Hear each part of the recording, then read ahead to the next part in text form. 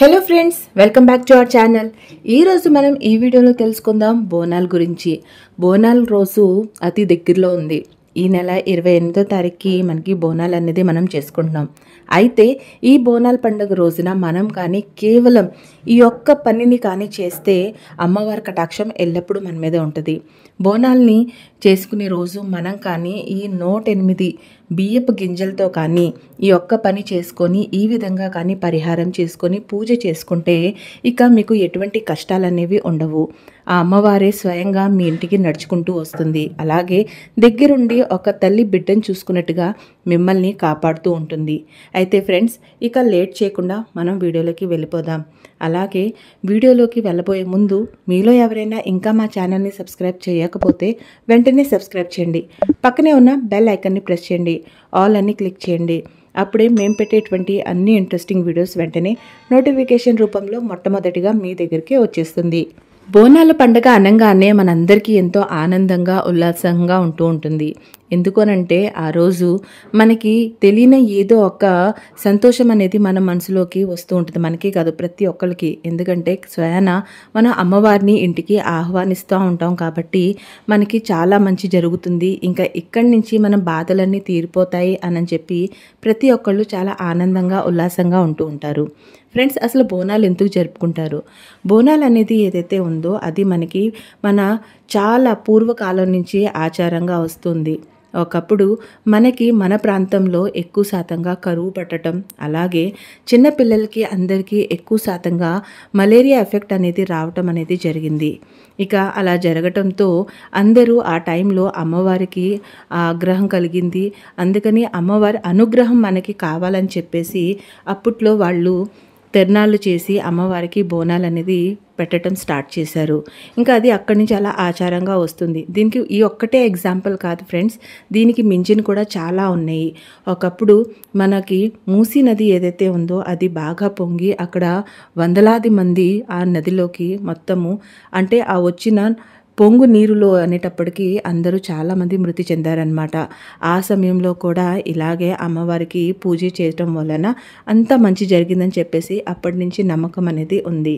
ఇక దీంతో పాటు మనం తెలుసుకోవాలి అని అనుకుంటే మరొకటి, అదేంటి అనంటే ఒకసారి ఒక గొర్రెల కాపరి అక్కడికి వెళ్ళి ఆ సమయంలో అక్కడ గొర్రెల్ని కాపాడుకుంటూ ఉన్నాడు.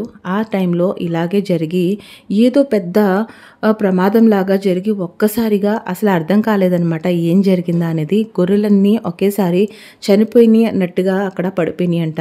అంతలోనే వాళ్ళు అక్కడ గుడి కట్టి అమ్మవారికి నైవేద్యం అనేది అర్పించి అమ్మవారికి పసుపు కుంకుమ అనేది ఇచ్చిన తర్వాత ఒక్కసారిగా గొర్రెలన్నీ కూడా మళ్ళీ లేచి జీవించి అనమాట. సో ఇవన్నీ అప్పటి నుంచి మనకి వస్తున్న నమ్మకాలు. ఒకటి కాదు ఫ్రెండ్స్, ఇలా చెప్పుకుంటూ వెళ్తే ఎన్నో ఉన్నాయి అన్నమాట. అమ్మవారి కటాక్షం మనకి ప్రతిసారి ఇలా ఏదో ఒక రూపంలో చూపిస్తూనే ఉంది. మూసీ నది టైంలో కూడా అప్పుడున్న రాజు ఆ నది దగ్గరికి వెళ్ళి అమ్మవారి పేరు చెప్పుకొని అక్కడ అమ్మవారికి చీర, గాజులు, పసుపు, కుంకుమ, నైవేద్యం అన్నీ సమర్పించగా వెంటనే అది అంతా ఈక్వల్ అయిపోయి చాలా నార్మల్ కండిషన్కి వచ్చేసిందట. ఇలా ఎన్నో మన పూర్వకాలాల నుంచి మనకి తెలిసిని కొన్ని తెలియని చాలా ఉన్నాయి అన్నమాట. ఇలాంటి స్టోరీస్ ఉన్నాయి. వీటి మూలనే ప్రతిసారిగా దీన్ని ఒక ఆచారంగానే అప్పటి నుంచి చేసుకుంటూ వీళ్ళు బోనాలు అనేది చేసుకుంటూ ఉంటాం అన్నమాట. అయితే బోనాల్లో కూడా చాలామంది చాలా రకాలుగా చేసుకుంటూ ఉంటారు.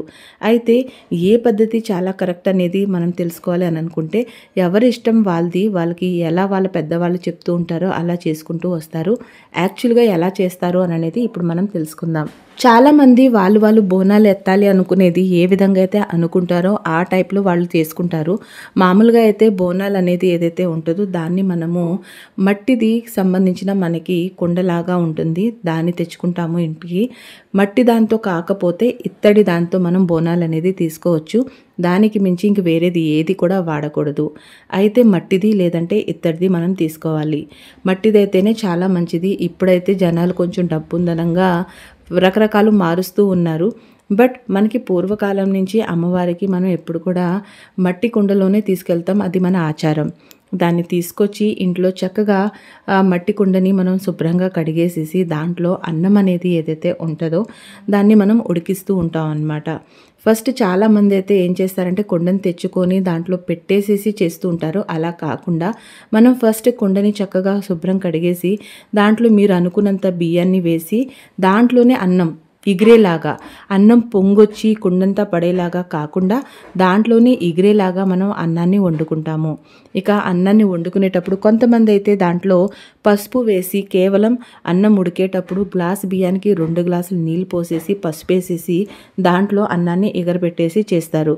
కొంతమంది అయితే దాంట్లో పాలు బెల్లం కూడా వేసి చేస్తూ ఉంటారు. ఇక అది మన ఇష్టం ఫ్రెండ్స్, మనం ఎలా చేయాలి అని అనుకుంటే అది మన ఇష్టం. కానీ ఎక్కువ శాతంగా చేసేది ఏంటి అని అంటే పసుపుతో చేసిన అన్నాన్ని మనం అక్కడ బోనాలకి తీసుకెళ్తూ ఉంటాము. అయితే అన్నం అయిపోయిన తర్వాత మనం ఆ కొండ చుట్టూ చక్కగా పసుపు కుంకుమతో బొట్లు పెట్టేసేసి చాలా అందంగా అలంకరించుకోవాలి. అమ్మవారికి సమర్పిస్తున్నాం కాబట్టి అమ్మవారు ఎంత కాంతివంతంగా ఉంటారో మనం ఆమెకి అర్పించే ఈ బోనం కూడా అంతే కాంతివంతంగా మనం తయారు చేయాలి. చాలామంది సున్నం పెడతారు, కింద మళ్ళీ బొట్లు పెడుతూ ఉంటారు. అది ఎవరిష్టం వాళ్ళది. బట్ పసుపు కుంకుమతోనే బాగా నిండుగా పసుపు రాసి దాంట్లో కుంకుమ పసుపు బొట్లు పెట్టుకుంటే చాలా అందంగా తయారవుతుంది. ఇంకా దాంట్లో మనం చేసే ముందు ఎప్పుడైతే కుండకి మనం కంకణాలు కూడా కట్టుకుంటాం అన్నమాట. తమలపాకులు తెచ్చుకొని చక్కగా వాటిని దారంతో కట్టి కంకణాలలాగా చేసుకొని దాన్ని పసుపు నీళ్ళల్లో ముంచి తీసేసి ఫస్ట్ మనం దేంట్లో అయితే బోనం చేస్తున్నామో ఆ కొండకి చుట్టూ రాసేసి దాన్ని కట్టేసి దాని తర్వాత ఇంట్లో వాళ్ళు కూడా కంకణం అనేది కట్టేసుకోవాలి. ఇక దాని తర్వాత చక్కగా ఇది అలంకరించిన తర్వాత దాంట్లో మనం చుట్టూ పువ్వులతో కట్టేసేసి పువ్వులతో అలంకరించిన తర్వాత వేపాకుని దాంట్లో మనం పెట్టి దానిపైన మళ్ళీ ఇంకొక చిన్నది ఏదైతే మనం దీపం పెట్టాలి అని అనుకుంటామో అలాంటిది కూడా తెచ్చుకొని దానిపైన పెట్టేసి ఫస్ట్ దాంట్లో ఏమో అన్నం, రెండో దాంట్లో మనం నీరు అనేది పోసుకుంటాము, దానిపైన మనం దీపం అనేది పెడతాము. ఈ విధంగా వరుసనే అన్నిటికీ పసుపు కుంకుమ రాసి అందంగా అలంకరించి ఒకదానిపైన ఒకటి పెట్టుకుంటాం. ఈ విధంగా మనం బోనాలు అనేది తయారు చేసుకుని అమ్మవారికి తీసుకెళ్తాం. తీసుకుని వెళ్ళేటప్పుడు ఆ రోజు కానీ మీరు 108 బియ్యపు గింజలు తీసుకొని దాంతో మీ అమ్మవారి దగ్గర కూర్చొని చక్కగా ఈ 108 బియ్యపు గింజలతో కాస్త పసుపు కలిపి అమ్మవారి దగ్గర అష్టోత్తరం చదువుకుంటూ ఈ బియ్యపు గింజలతో అమ్మవారి పటానికి కానీ విగ్రహానికి కానీ మీరు వేసుకుంటూ అష్టోత్తరం చదివిన తర్వాత మీరు బోనాలు తీసుకొని వెళ్ళిపోవచ్చు.